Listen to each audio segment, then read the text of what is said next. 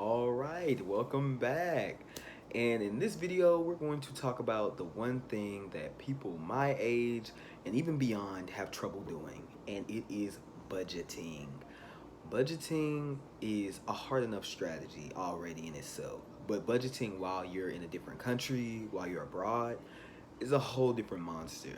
So, if you're like me, you do a lot of things spontaneously. So I can speak from my experience that I made a lot of spontaneous charges on my card, and I really just noticed that in order to be having fun and being able to be reasonable with yourself, you have to set a budget so that you don't go over that, but you don't miss out on things that you can actually once in a lifetime experiences.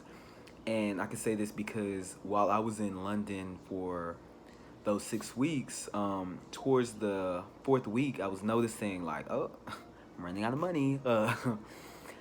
And that's a very hard thing to be honest with yourself about. So from that point on, I had to set a budget. Even though it was only like 2.5 weeks left, I still needed to set a budget. So what I did was notice how much I spent while my prior weeks there, which was approximately like in London it's measured in pounds, so probably like 80 pounds a week on food, and that's a lot of money. I don't know the accurate conversion, but we could say about like it's about like $110 in USD.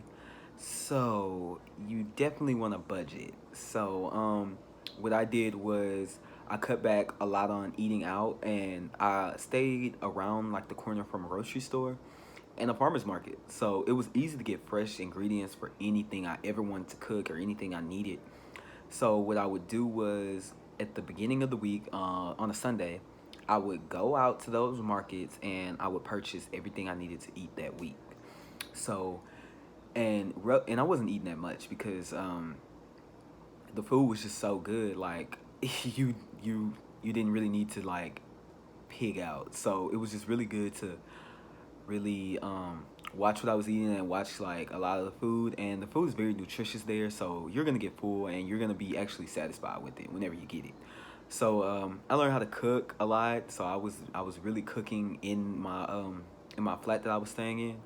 So what I noticed was whenever I would go to the grocery store, instead of spending 80 pounds a week on eating out and getting food, drinks, and all that kind of stuff, I would stay in a lot of the times towards the end, because at that point it was like it's conservation of money.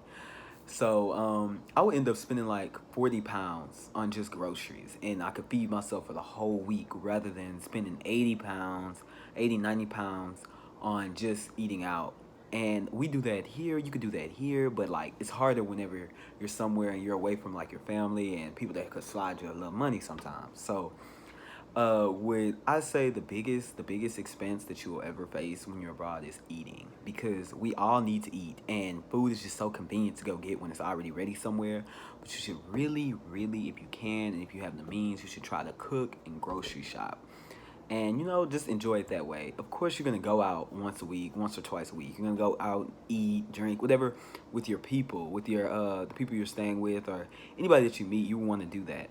So do that, but cut back a lot. Don't do it. Don't try to do it every day or even every other day. Try at least every 2 days, every 2 or 3 days. If not, just do it twice a week. Another big expense is souvenirs. You're gonna wanna keep everything that you pick up. Anytime you buy something, you're gonna want to immediately buy it. Like every time you see something, it's gonna be like, wow, like I cannot live without this, and I'll never know if I can get this anywhere else. And I am here to tell you, you will find something else. Don't try to buy every souvenir, because one, you're gonna have to have the same weight on your suitcase that you had there when you were coming back. Two, you do not need everything. Some things you need one thing, like one t-shirt from each country you visit, or just one special thing, not even a t-shirt, like one thing that you think is special. And of course, people want you to bring stuff back, and you can do that, but do not try to buy everything that you like, because if you do that, you're gonna run out of money even faster. I mean, towards the end, go all out. But if you're doing this in the beginning, it's a quicker way that you're gonna run out of money. And I think those are the two biggest things. Another expense I would say you can cut back on is travel. A lot of people like to Uber because Ubering gets you wherever you need to go like that. But sometimes you should really experience that public transportation experience because first it's in a place you've never been before, so you get to see a lot of the culture through like the public transportation. Like you get to see a lot of the things, a lot of landmarks that you haven't seen before. So it'd be cool to do that.